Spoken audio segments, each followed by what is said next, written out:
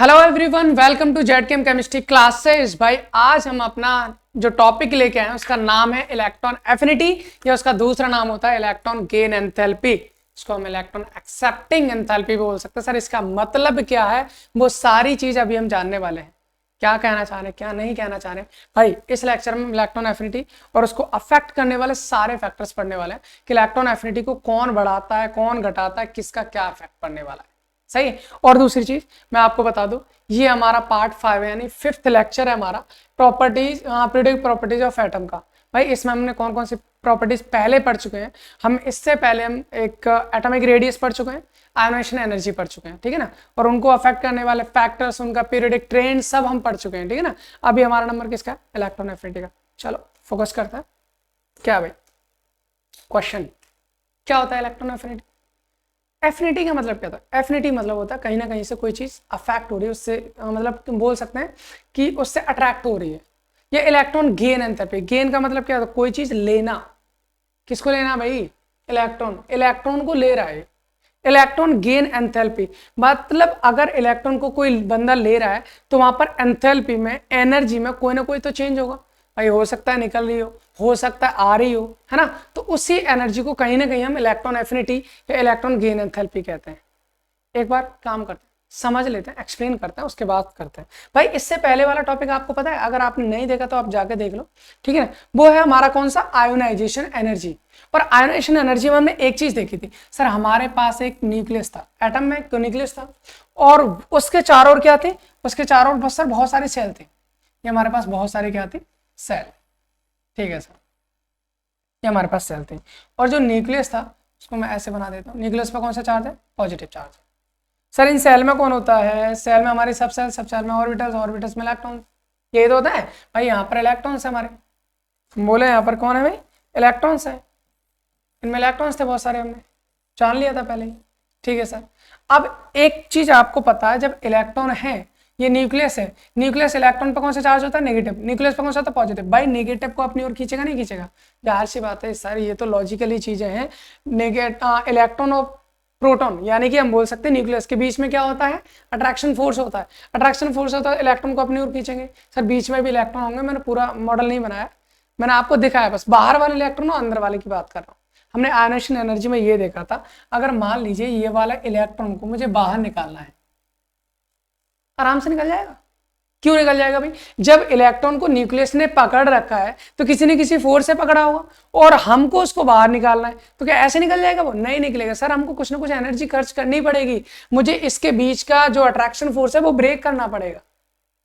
मतलब अगर मैं इसको बाहर से कोई भी एनर्जी दूं जिससे कि इलेक्ट्रॉन बाहर निकल जाए, सर उस एनर्जी का नाम हमने बोला था आयोनाइजेशन एनर्जी, या आयोनाइजेशन एंथैल्पी, या आयोनाइजेशन पोटेंशियल। यही तो बोला था। अगर मुझे किसी भी न्यूक्लियस से, और ये एटम कौन सा होना चाहिए भाई, ये हमने बताया था, ये गैसियस एटम होना चाहिए, गैस फेज में होना चाहिए। किस में होना चाहिए, गैस फेज, गैस में होना चाहिए। इसका रीजन क्या है वो लास्ट लेक्चर में बता चुका हूं, अभी नहीं बता रहे हैं, ठीक है ना।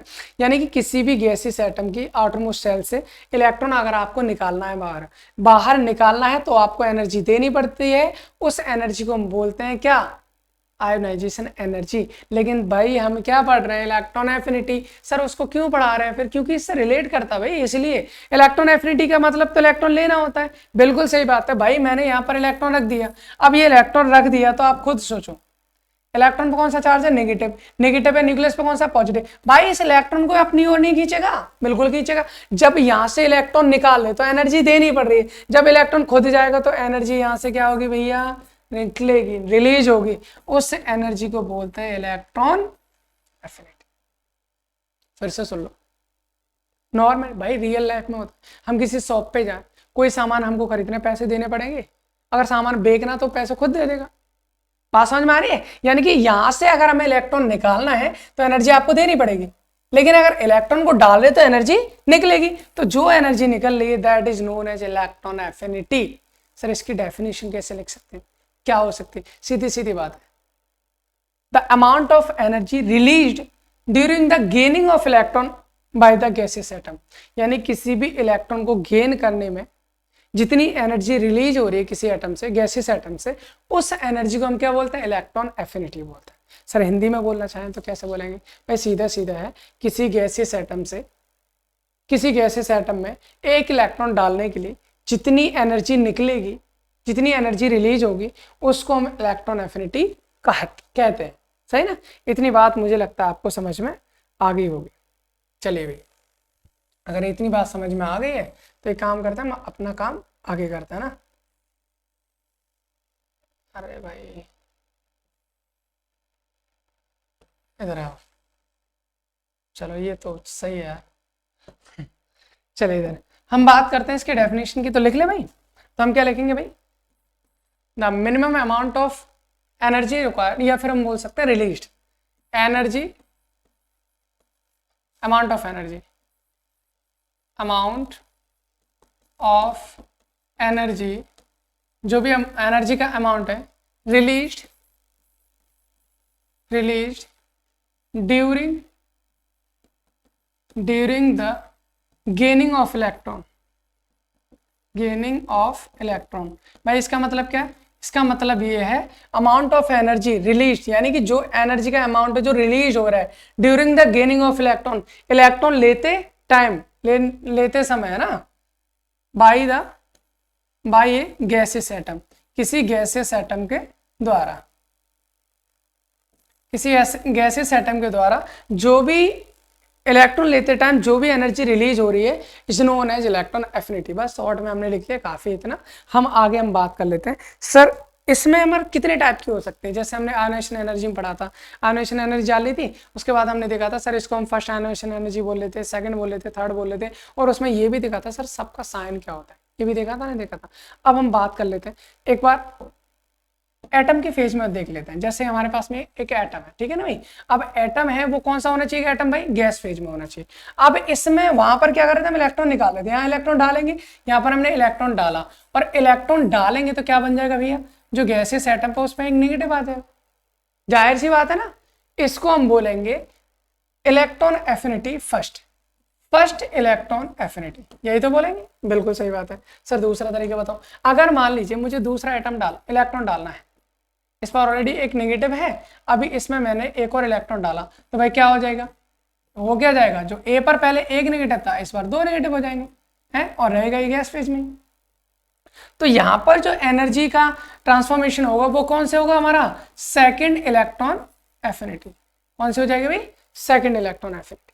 बात समझ में आ रही है? अब मान लीजिए एक और केस कर लेते हैं, फिर सारी चीजें हमारी क्लियर हो जाएंगी। यहाँ पर हमारा एक एटम है, ये भी हमारा किस में? गैस फेज में। इसके पास में ऑलरेडी कितने हैं? दो नेगेटिव है। अभी मैंने इसको एक और इलेक्ट्रॉन दे दिया, क्या हो जाएगा भाई? हो क्या जाएगा सर? पहले दो थे, अभी तीन नेगेटिव हो जाएंगे, रहेगा ये गैस फेज में। जितने इलेक्ट्रॉन आप डालते जाओगे उतना नेगेटिव इस पर आता जाएगा। जैसे हम जितने इलेक्ट्रॉन निकालते जा रहे तो उतना पॉजिटिव आ रहा था। वही तो केस है भाई, वही केस है यहाँ पर। तो यहाँ पर कौन सी एनर्जी इंक्लूड हो गई भैया? यहाँ पर हो जाएगी हमारी थर्ड इलेक्ट्रॉन एफिनिटी।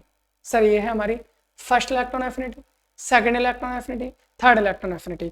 अब क्वेश्चन ये आता है सर साइन का और बता दीजिए, क्योंकि साइन भी जरूरी है। हमने आयोनाइजेशन एनर्जी में एक चीज सीखी थी सर, कोई भी एनर्जी हो, first second third fourth fifth sixth कुछ भी हो, तो सबका साइन पॉजिटिव होता है, जाना था ना। लेकिन क्वेश्चन भाई इलेक्ट्रॉन एफिनिटी से आता ही आता है।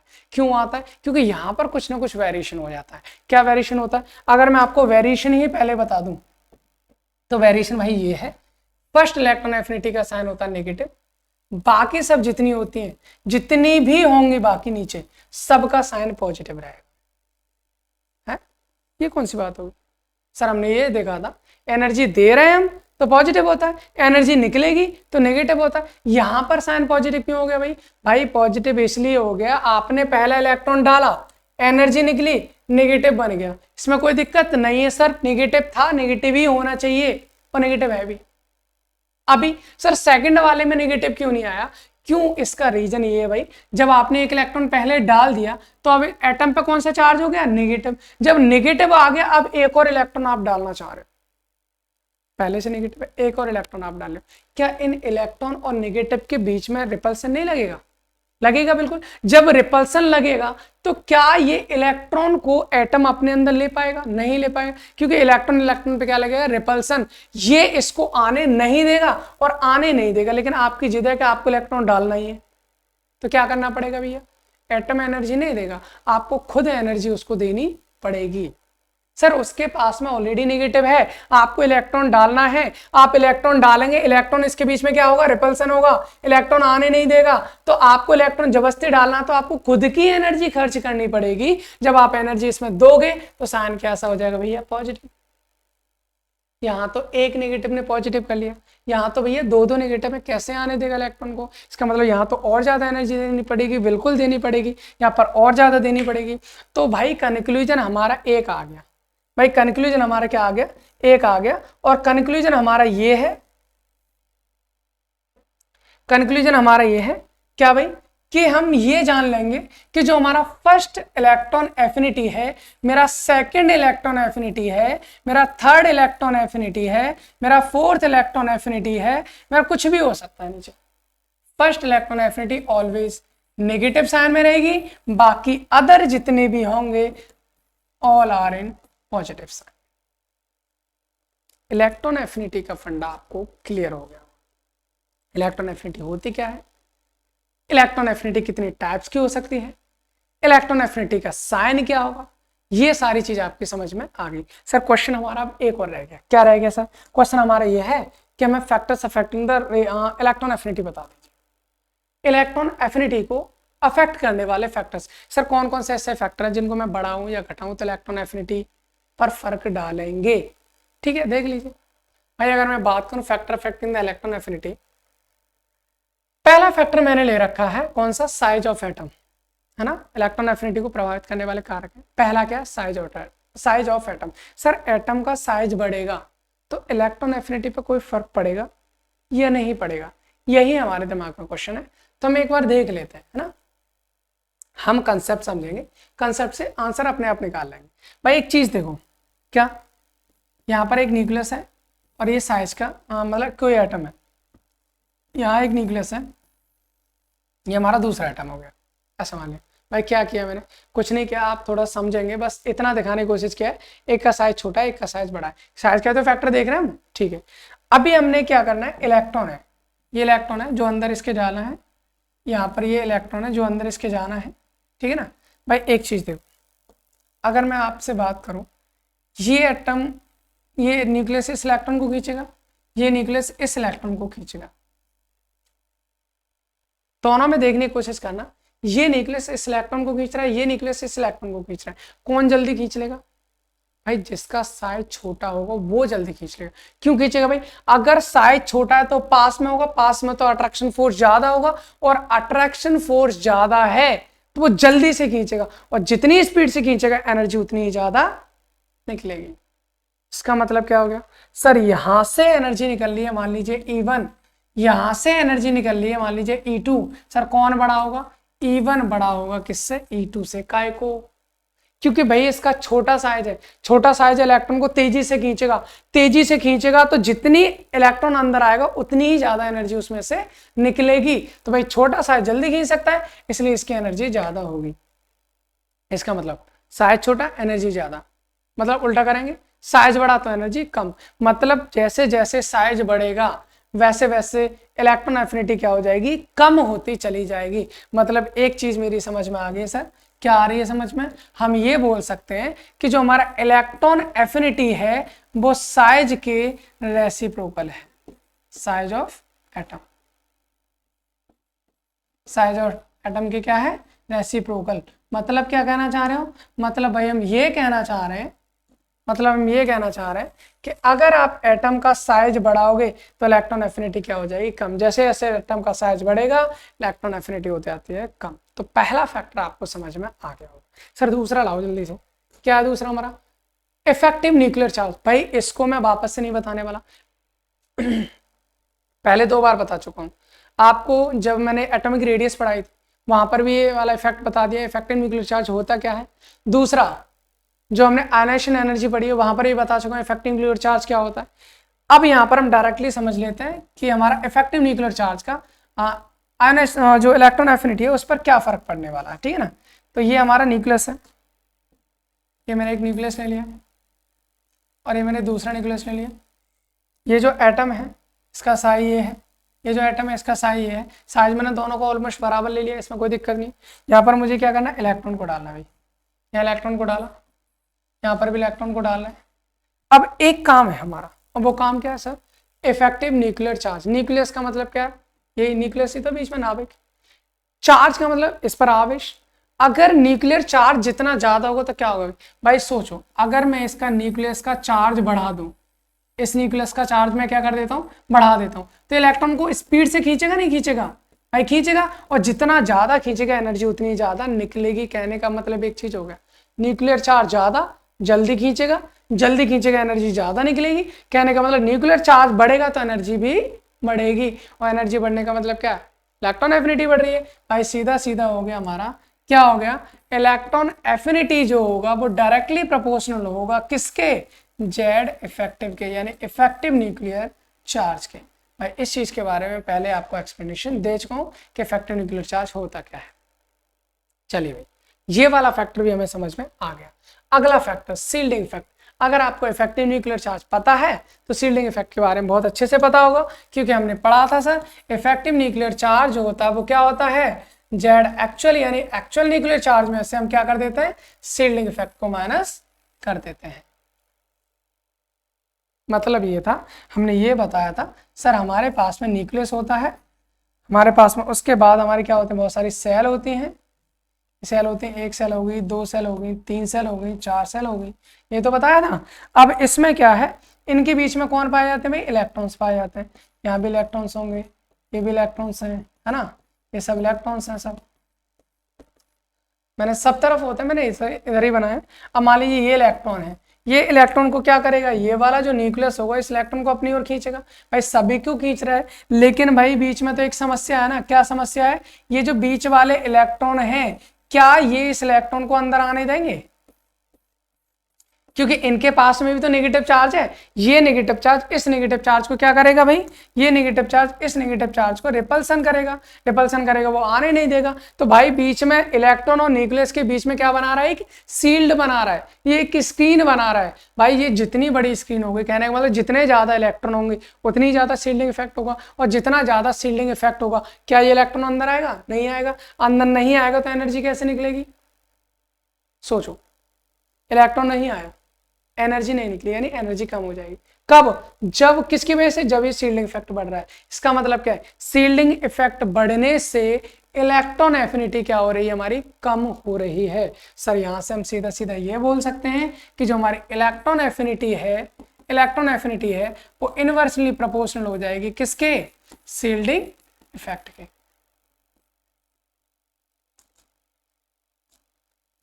शील्डिंग इफेक्ट के। भाई शील्डिंग इफेक्ट जितना ज्यादा होगा, शील्डिंग इफेक्ट जितना ज्यादा होगा, इलेक्ट्रॉन एफिनिटी उतनी ही कम हो जाएगी। बात समझ में आ रही? चलिए भाई, ये वाला फैक्टर समझ में आ गया। अगला वाला करते हैं। अगला है हमारा क्या? Penetration power. Sir penetration power के बारे में बता चुके। पेनिट्रेशन पावर क्या? तो भेदन क्षमता जिसे हम बोलते हैं। न्यूक्लियस तक कौन सबसे अंदर तक जा सकता है भाई? चार सबसे पहले हमने बताई थी। चार कौन कौन सी बताई थी सर? हमने बताई थी एस होती है, पी होती है, डी होती है, एफ होती है। सर न्यूक्लियस के सबसे पास कौन होता है? न्यूक्लियस के सबसे पास होती है एस, फिर पी, फिर डी, फिर एफ। इसका मतलब सबसे अंदर तक कौन जा रहा है? एस। तो सबसे पेनिट्रेशन पावर सबसे ज्यादा किसकी होगी भाई? एस की होगी। पेनिट्रेशन पावर सबसे ज्यादा किसकी हुई? एस की हुई। हमें इलेक्ट्रॉन डालना है। अगर इलेक्ट्रॉन हमारा एस में जा रहा है, इसका मतलब न्यूक्लियस बहुत स्पीड से उसको खींच रहा है, अंदर तक जा रहा है, भेदन क्षमता जाता है, तो उसकी जो इलेक्ट्रॉन एफिनिटी है वो उतनी ही क्या हो जाएगी? ज्यादा। तो हम सीधा सीधा यहां से बोल सकते हैं, तो नॉर्मल चीज होगी। क्या नॉर्मल चीज होगी sir? Electron affinity ionisation energy की तरह ही क्या हो रही है हमारी? ये प्रोपोर्शनल होती है किस पर? पेनिट्रेशन पावर पर। पेनिट्रेशन पावर, पेनिट्रेशन पावर जितनी ज्यादा होगी, इलेक्ट्रॉन एफिनिटी उतनी ही ज्यादा होगी। चलिए सर, ये भी फैक्टर समझ में आ गया। अब हमारा एक लास्ट फैक्टर है, और हम बोल सकते हैं कि बहुत इंपॉर्टेंट फैक्टर भी है, जो कि भाई हमारे क्वेश्चंस को गलत होने से बचाता है। जब हम पीरियड ट्रेंड बढ़ते हैं, हम कहते हैं सर ऊपर से नीचे जाने पर ये बढ़ता है या घटता है, लेकिन बीच में कुछ ना कुछ गड़बड़ हो जाती है। वो गड़बड़ कराने वाला यही बंदा होता है। मतलब गड़बड़ कराने वाला नहीं, मतलब गड़बड़ को सॉल्व करने वाला, कि मतलब वो क्यों हो रही है उसका रीजन बताता हमारा कौन? Electronic configuration. भाई देखो सुनो, हम आपसे ये कहें, एक तो मैंने ले लिया P6, क्या ले लिया मैंने? P6 है, ठीक है। और एक है P5, यानी P में 6 इलेक्ट्रॉन है, P में 5 इलेक्ट्रॉन है। अभी मैं आपसे ये पूछूं, किसी भी एटम में कोई भी उनका इलेक्ट्रॉन कॉन्फिगरेशन दे रखा है P6 P5, इन्हें में पूछा जाता है आपसे इलेक्ट्रॉन एफिनिटी किसकी ज्यादा होगी, इलेक्ट्रॉन एफिनिटी किसकी ज्यादा होगी इलेक्ट्रॉन कॉन्फिगरेशन पे बेस्ड। कैसे भाई, इसमें कितने इलेक्ट्रॉन है ये बताना। इसमें सर हमारे पास 6 इलेक्ट्रॉन, तो 1 2 3 4 5 6, इसमें कितने 5, 1 2 3 4 5 5। अब आपसे ये पूछा जाता है इलेक्ट्रॉन एफिनिटी किसकी ज्यादा होगी, तो भैया मैं आपको बता दूं बड़े ही प्यार से, इलेक्ट्रॉन एफिनिटी P5 की ज्यादा होगी P6 से। आप पूछोगे सर आपने ऐसे कैसे बता दिया बिना किसी कंसेप्ट के, ऐसे नहीं बता, कंसेप्ट लग गया। कैसे लग गया भाई, एक चीज देखो, इलेक्ट्रॉन एफिनिटी का मतलब है इलेक्ट्रॉन ले रहा है तभी तो एनर्जी देगा। जब उसके पास जगह ही नहीं इलेक्ट्रॉन रखने का, भाई P में कितने इलेक्ट्रॉन रहते हैं, 6 पूरे भर गए। जब जगह ही नहीं है तो इलेक्ट्रॉन लेगा नहीं लेगा, और जब इलेक्ट्रॉन नहीं लेगा तो भाई वहां से एनर्जी नहीं निकलेगी। तो भाई ऐसे केस में तो इलेक्ट्रॉन एफिनिटी की वैल्यू क्या हो जाती है, 0 हो जाएगी। ये जो केस है, इस केस में इलेक्ट्रॉन एफिनिटी की वैल्यू कितनी हो जाएगी, 0। भाई अगर हमारी सब सेल फुलफिल्ड हो गई तो वो इलेक्ट्रॉन को नहीं लेते, वो तो स्टेबल है, उसके पास जगह ही नहीं है भाई, इलेक्ट्रॉन को रखेगा कहाँ, और रखेगा नहीं मतलब इलेक्ट्रॉन लेगा नहीं, इसका मतलब उसकी इलेक्ट्रॉन एफिनिटी क्या हो जाएगी, 0। बस वही यही हमने पढ़ा है। इलेक्ट्रॉन एफिनिटी क्या होती है, इलेक्ट्रॉन डालना है, एनर्जी निकलेगी, उस निकली हुई एनर्जी को बोलते हैं इलेक्ट्रॉन एफिनिटी। अब अगर पहला इलेक्ट्रॉन डाल ले हो तो एनर्जी निकलेगी, बाकी सब में एनर्जी देनी पड़ेगी। That's why first electron affinity की वैल्यू होती है नेगेटिव, बाकी रेस्ट जितने भी बचते हैं सबकी होती है हमारी पॉजिटिव। सही है। उसके बाद हमने फैक्टर्स देखे, साइज बढ़ेगा, अट्रैक्शन फोर्स कम होगा, इलेक्ट्रॉन को खींच नहीं पाएगा, इलेक्ट्रॉन एफिनिटी कम हो जाएगी। न्यूक्लियर चार्ज बढ़ेगा, इलेक्ट्रॉन को खींचेगा, इलेक्ट्रॉन एफिनिटी बढ़ जाएगी। शील्डिंग इफेक्ट बढ़ेगा, इलेक्ट्रॉन को आने नहीं देगा, इलेक्ट्रॉन एफिनिटी कम हो जाएगी। पेनिट्रेशन पावर बढ़ेगा, इलेक्ट्रॉन तेजी से आएगा, इलेक्ट्रॉन एफिनिटी बढ़ेगी। अगर हमारा फुल फील्ड आ गया तो इलेक्ट्रॉन एफिनिटी 0 हो जाएगी। सर हमने क्या पढ़ा इसमें, इलेक्ट्रॉन एफिनिटी क्या होती है, उसका मतलब समझा और उसको अफेक्ट करने वाले फैक्टर्स। अगले लेक्चर में हम आपको लेके आएंगे इलेक्ट्रॉन एफिनिटी का पीरियडिक ट्रेंड्स, यानी किसी पीरियड में ऊपर से नीचे जाते हैं या फिर लेफ्ट टू राइट जाते हैं तो उनके इलेक्ट्रॉन एफिनिटी पे क्या फर्क पड़ने वाला, और साथ ही साथ ये भी देखेंगे सर उसमें वेरिएशंस कौन कौन से होते हैं, उन्हीं वेरिएशंस से तो क्वेश्चन आते हैं। तो भाई अगर आपको लेक्चर सही लग रहा है, अच्छा लग रहा है, एक्सप्लेन करना समझ में आ रहा है आपको, तो आप थोड़ा अपने दोस्तों को या जिनको ज़रूरत है उनको शेयर करें ताकि उन तक भी पहुँचे और हम भी आपको आगे तक मेहनत कराते रहें। Thanks for watching.